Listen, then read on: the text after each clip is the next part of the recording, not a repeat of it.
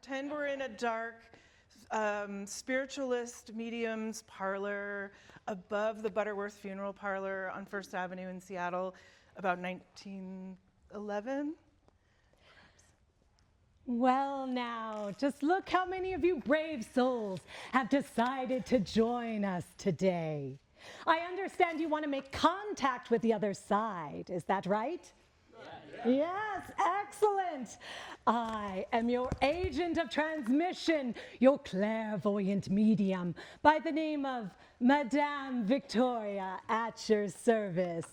You may have had Madame Melly's life readings or communed with Clifton the Great, but I, Madame Victoria, will have you seeing spirits in no time, not like their flivver, which makes you feeling like a chump. 50 cents is the usual price. But I'm willing to make an exception for you fine folks, provided you come see me at my regular place of business, room 14, the Abbott Hotel. Now, there has been a renewed interest in the otherworldly of late. What with our boys camping in the trenches overseas, many destined to come back in a pine box. But there is heartbreak on our shores too, an ache that spans centuries, too many disturbed from their eternal slumber, not respected, sacrificed on the altar of greed. And I'm not talking about that bar down the street where they charge you too much for watered down drinks, no. I'm talking about the Duwamish Poor Farm Cemetery. Have you heard of it? Well, I would suspect not, although the Seattle Star has done many an investigative report on it. But those who were buried there were considered penniless and friendless. They called it wasted land, and they wanted it gone. The wheels of progress were in motion. They were going to dredge and straighten that Duwamish River right through there. And so they needed all those buried gone. They hired Mr. H.S. Noyce. In cahoots with Mr. Corson, he was. Can you believe he got the wrong size containers? All 3,260 of those souls. Just where did their ashes end up? I bet it was in that Duwamish River it was. So today, we are holding a spiritual ceremony, a séance to remember, to appease the Pottersfield dead and make amends for disturbing their eternal slumber. But I can't do it alone. I'm going to need 2 brave volunteers, hardy souls, who are ready to be vessels to commune with the spirit world. Now, Miss Cari, from your very large numbered year, what was it again? 2025. 2025. My goodness, every time I come back, I'm astounded. So we need 2 brave souls to join us so we can strengthen our connection to the next world. Don't be shy, come on down. I promise it doesn't hurt a bit. And I've only let out a malevolent spirit once.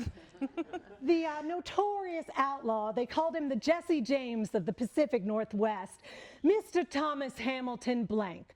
But rest assured, his soul has surely found peace by this time. So you don't have to worry about that.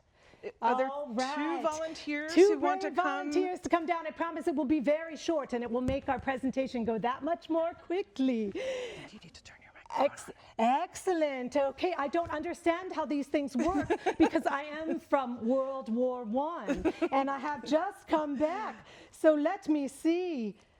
Ah, yes, that is, well, I do have a booming voice though, right, without it, but it turns out the green light shining like a beacon, that is what has made it excellent for everyone, even being able to hear in the back. I will begin preparing myself for a connection to the spiritual realm. Yes, excellent. And I love the way you are dressed today. This is perfect. You remind me of my time. Yes, come on over. Miss Cari will get you situated. And do we have one more person today? We promise to make it painless, and then I will return from whence I came. Excellent. Come on up and join us here. And I will begin making my connections. Yes. So this is Nitimor in here. vetitum, we strive for the forbidden.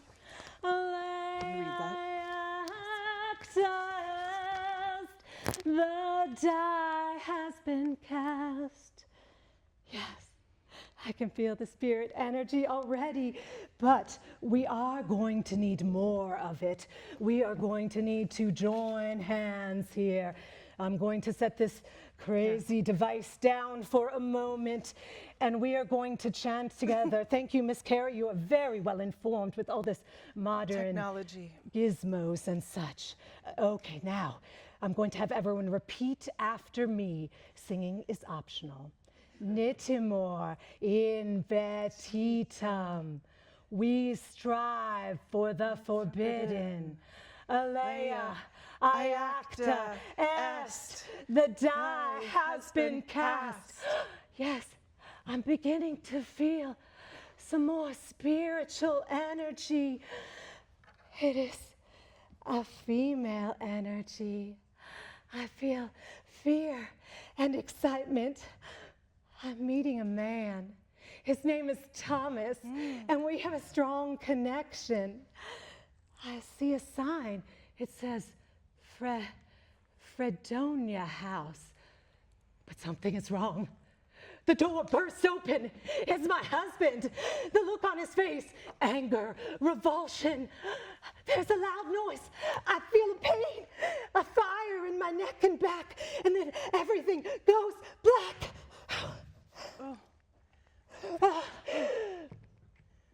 Oh, Spirit, I hope you found the peace that you're looking for. But now we are beginning to feel more energy over here.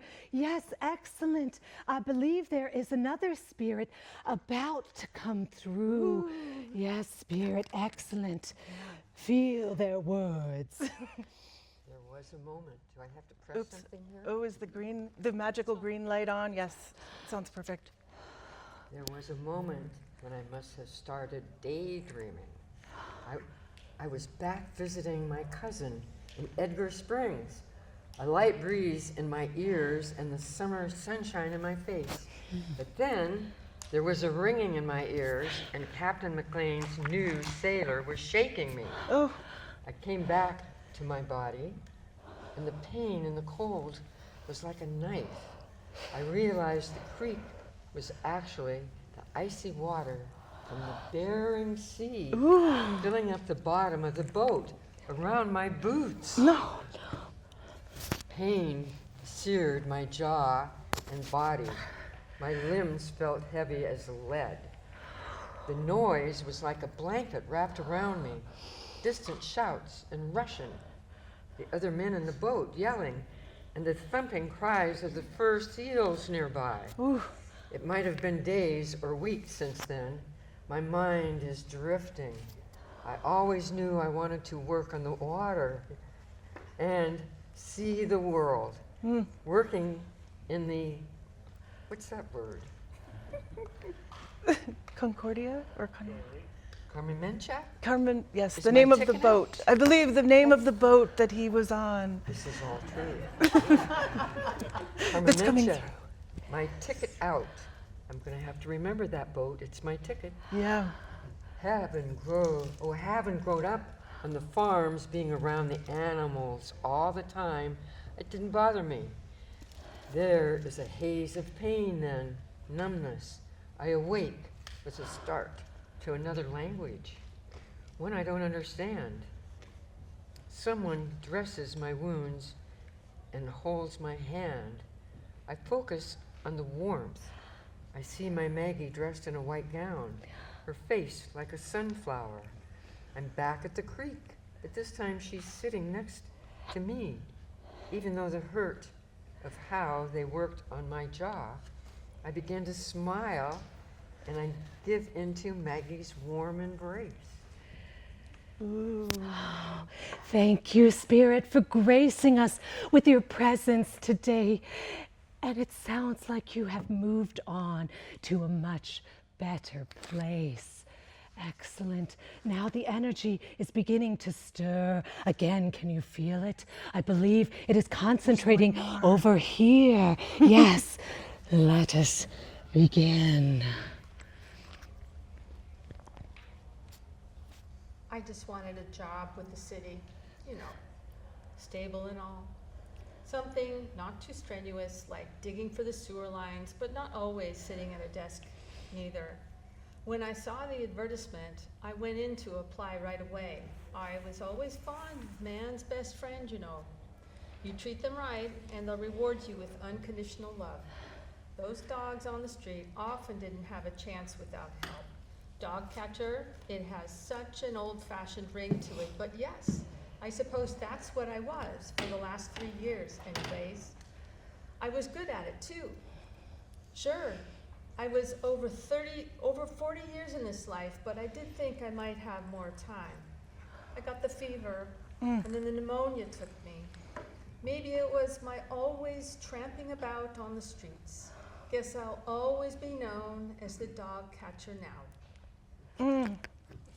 Wonderful. Thank you, Spirit, for sharing your story with us today and how much you helped man's best friend in this life. And thank you so much to our amazing volunteers. You're both so great. Thank you. We Thank you really so appreciate it. We much. couldn't do it without you. And yeah, we wanted to start off with a bang, so to speak, here and show you guys exactly what it is we do. When you think about, and I do want to show you right up here, these are the 3 articles that are these are actual people who were buried here in Seattle in the Duwamish Poor Farm Cemetery that I mentioned earlier. And so what we've done is we've written more dramatic scripts based on their stories in order to be able to share the experience with you and viscerally connect you. And one of the big questions we have with historical research, right, is how do we get the public engaged with it? And this really has become our mission. So we specialize in creating this unique type of audio, visual, and theatrical pieces based on actual history with our what we call our Potter's Field research, so to speak. We've done several podcasts, several traditional presentations like this, and we've also done an experimental film, a radio play, and an immersive theatrical experience using the framework of a séance like this. And so one exciting update we have with our newspaper articles is that, who is our Walter York? Our Walter York here, who was a sailor up in the Bering Sea and then actually hung on to life after he was shot up there for a while and ended up in Providence Hospital down here. So Walter York, a relative of his, contacted us out of the blue and said they were interested in finding out more about this relative of theirs. And so we were able to send them the article and tell them a little bit more about it. So hopefully next time we'll have pictures of Walter York or even more information. One of our most exciting goals is finding personal connections to these types of stories so the public can more fully realize and we can humanize these figures. And this is part of our artistic process and practice. We both strongly believe in this powerful collaborative possibility of the arts and humanities together. And so we've toned down the theatricality actually a bit. Believe it or not, we actually have toned down the theatricality a bit for this event. But we do plan on doing more of these and it's very scalable too. And so if any of you have ever wanted to play a ghost or an historical figure, see us afterwards. With more okay? preparation, we promise we will give you more preparation than today. Thank you to our... Sure. Yeah, so we're Invisible Histories, and we love to bring ghosts to life through this type of work. And our unique public engagement, like our séance example you just saw today, we really want to reach people that may not think to go to a museum or look in the paper or do kind of the historical archival research that we love to do, and maybe you do too. So we try to find ways to engage people like Paul Dorpat, like a public historian, and really try to meet people where they're at. They're in our communities, they're on the streets. And we love to meet people there and actually take them to the places where some of these stories have happened. And we're definitely interested in highlighting marginalized perspectives, stories left out of the dominant narratives, and those who have in the past lacked that visibility, metaphorically or otherwise, in the modern world. So for the past couple of years, we've worked on a multimodal research project to uncover Seattle's lost cemetery. And this is down in Georgetown. If people haven't been, there was a poor farm there on the campus, or under what is now the campus of South Seattle College in Georgetown. And we'll talk a little bit more about the poor farm itself, but there was a potter's field, so the county operated a cemetery where people would go who had nowhere else to go. And like we mentioned today, the people buried there either had no money, they had no family, no one came to claim the body, or they weren't allowed to be buried anywhere else for variety, like if they were a murderer, something like that. And originally we found this by finding the words county graveyard on the old map from 1895, when the Army Corps of Engineers was just starting to plan for the straightening of the Duwamish River. And I said, I didn't realize the county had a graveyard in that location. And so as we started looking, we found out, so from 1876 to 1912, over 3,260 people were buried in this potter's field, also known as the Poor Farm Cemetery, or the Duwamish Cemetery, or the King County Poor Farm Cemetery. It basically had different names over the different years. And it was, like Madame Victoria mentioned, it was right in the path of where the dredging and straightening of the Duwamish was going to happen. And in fact, from Army Corps materials we found, they actually staged the dredging equipment on top of the old cemetery after all the bodies were removed, or whatever happened. They did hire someone to exhume and cremate all 3,260 people buried there, from infants to one of the first Sikhs in the Seattle area, to a notorious Pacific Northwest outlaw, and more. So the images you're seeing here, these are the exhumation registries, so they were actually notating who they were removing from the cemetery at the time, and they kept very good records. Everyone was supposed to be cremated, and like Madame Victoria mentioned, put into individual cans, but they ordered the wrong size, so there were too many ashes, everything got all mixed together, and it ended up being a horrible mess, which we'll mention in a minute. The archival research found that there were 3,260 people buried there, only 855 had names. All the rest were either unknown at the time of their death and either labeled with a number or not even noted at all. 1,912 had no mark, headboard, or numbers. And so the cemetery was closed in September of 1912. By 1913, the county realized what a huge mess had happened. There was a state auditor who did a whole a report about this exhumation process, and deemed what happened beyond understanding in December of 1912. On the left, we show a March 25th, 1913 Post-Intelligencer article, say county let loose contract, newspaper research through King County Library, and find a grave. The reading room here in the library, we actually found some interesting things upstairs. The Seattle Municipal Archives also had lots of great information. The reporter wrote that careless and unbusinesslike methods were used, including the ashes of as many as 163 bodies raked on the floor of the county crematorium and distributed into individual receptacles purporting to bear the name of each deceased. Mr. Noyce, the undertaker, claimed he was only hired to deliver every headboard, and that anything that happened after that was not his responsibility. We beg to differ. Who knows how involved he was. The state auditors recommended that the 3,260 receptacles containing mixed ashes of many bodies be discarded, that the ashes be placed in one receptacle, and that the fiction of a name be removed from the columbarium shelves. A total cover-up, if I've ever heard of one. This is likely where the Georgetown neighborhood lore came from, where people, old-timers and others in the neighborhood, said there are these stories of bodies being dumped in the river. So that's our theory, that at night the ashes were probably spread on the potato farm, fields of the poor farm, or literally the whole thing just disposed of when no one was looking. The crematorium, based on that property, actually continued operating until 1941, when it was assembled for a youth administration like training project, and all the pieces taken apart. So maybe some things are still in King County storage somewhere. Like, can you imagine what's in the surplus, like Clay was talking about today, where those things are located? So now Elke is going to talk a bit more about some of our work and how we engage So the public. far, we've been following a pretty standard plan for research, right? Going to archives and such, but it's what we do next that makes all the difference. And so we're talking about how do we get the attention of those who didn't love history in school? I know, hard to believe that there are people like that, right? But one key engagement opportunity that we found is haunted history. In many ways, history, we're studying ghosts, so we looked for how to bring facts and information into this viscerally thrilling environment. And as historians and history scholars, of course, you know the old adage, truth is stranger than fiction, is often proven to be true, and that's what we have found time and time again.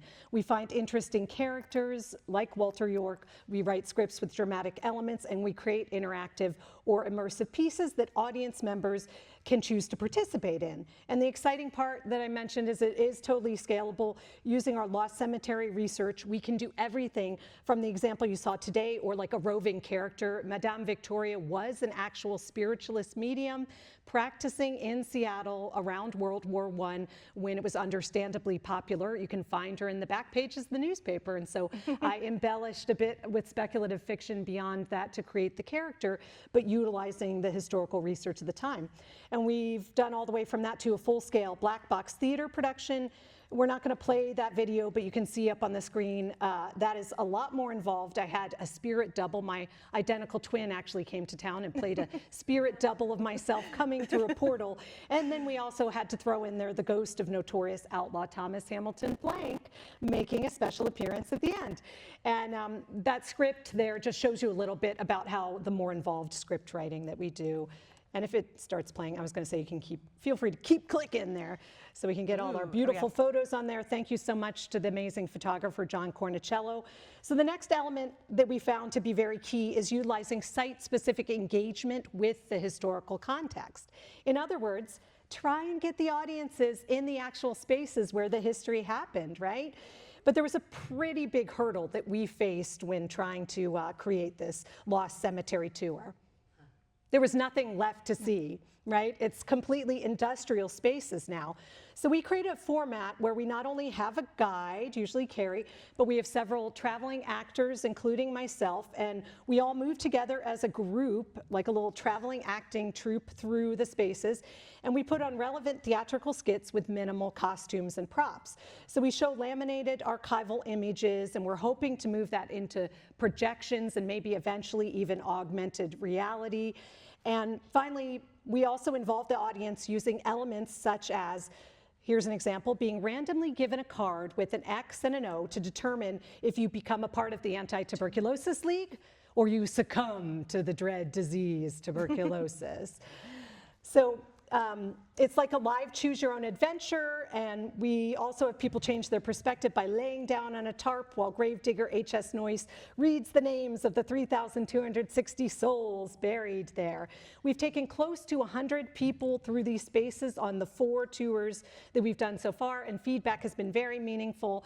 Here's an example. One of our people that went on the tour said not only did they have fun, which is also important, but they said, and I quote, "One aspect that is memorable still today is being in different groups at that point in the tour, to feel separated from a loved one, even briefly, visualizing how it must have felt for people of the time who had families sent to the hospital for TB, never leaving, and the crematorium so close by." So we only have like a minute. And Cari. So yeah, we're gonna skip ahead a little bit. Just want to mention there's a group called Karen Canine Detection that goes to find historical human remains. They came to our site at the Potter's Field and did find historical human remains, which we wanted to know. So look them up, they're fascinating, and we hope to do more with them in the future. It was called Wayside Mission Hospital, and a lot of people died here from injury or illness and then went to the Potter's Field. So we just wanted to mention it here as a place, and like the the other boat that we talked about this morning. Oh, yeah. It's still Remember there. the It's windward? used as fill in the seawall and continues to hold up our city as it did for people that were dying and sick in that era. So those are two ways we're thinking about memorialization, actually. They're examples. One has a plaque that is actually something people can go see as they walk by. And the other one, the famous Hart Island, one of the largest potter's fields up in New York, they have a digital map that's being created. So we're trying to think about how do we memorialize this space, the Lost Cemetery, and the 3,260 souls. So those are two ideas we had, but we are open to hearing ideas from the public as well about how we can make this history visible. And so social impact is another example of what we try to do with our work, and it's a huge goal. I mean, the urgency for these issues is not just buried under 100+ years of history. People are facing challenges and passing away at an alarming rate on the margins of this city and many cities today.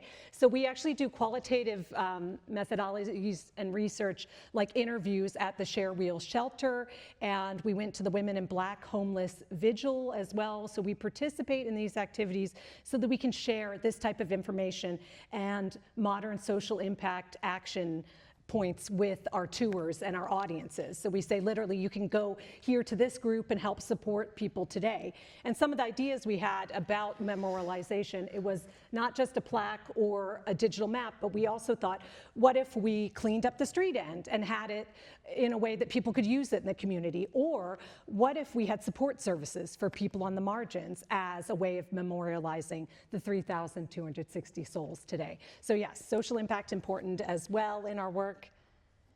Yeah, and I think we're reaching the end of our time. So we really wanted to say thank you for inviting us to be part of this great conference. We were here 2 years ago when we had just sort of gotten all of our research together. Now we have a lot more information, and hopefully we'll come back again in 2 years with even more knowledge about who was buried there and even some more things about the Potter's Field. And more skits. And we want to invite you to, if you're available, November 1st and 2nd, we're going to be doing a live walking tour of the Potter's Field, walking through the industrial area of Georgetown. It's about a mile round trip. We'll give umbrellas out.